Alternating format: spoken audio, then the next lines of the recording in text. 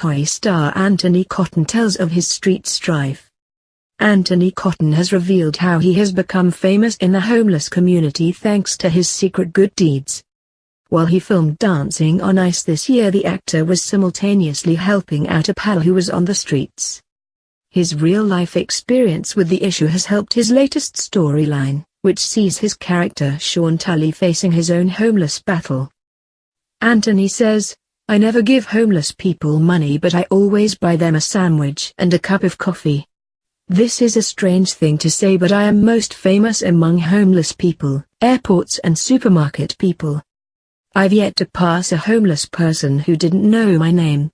Antony is also hoping Sean's plight will show the public that it's not just drug addicts and alcoholics who end up on the streets. He says, "The one thing I hope people will take from it is that it can happen to anyone. There's so much you read, all homeless people are druggies and alkies. If I was sleeping in -5, I'd want a effing good drink if I could get my hands on one. There's so much red tape. That's when people turn to synthetic things to take their mind off the cold or the violence." Sean's troubles begin when he loses his job just as Fizz Tape, Jenny McAlpine, tells him he has to move out of her place. With nowhere else to turn, he ends up living in a tent. He makes friends with a homeless woman called Carol but is also mugged by two men. He pretends that everything is all right, explains Antony. Once he tells one lie about that he has to continue it and it all goes wrong. It's pride. Antony says, "I was thinking, what could have possibly got you into this position?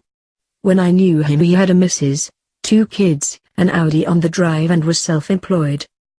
He went from sleeping in his own bed to the next night sleeping outside. Then 6 months later he was officially classed as a homeless person. I told him if he could get there, I would help him and booked him a hotel. I walked into the room and internally burst out crying because he was about 8 stone and looked very ill. To go to these places, and he had to go every day, was a 12-mile walk in that freezing weather. It's no wonder people give up."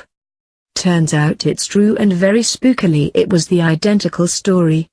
I was doing the research without knowing. My first scene is Sean getting the tent out of the bush where he's hidden it.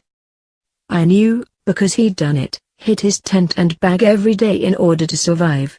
Despite Sean's homelessness, he refuses to ask the Weatherfield residents for help and pretends everything is fine.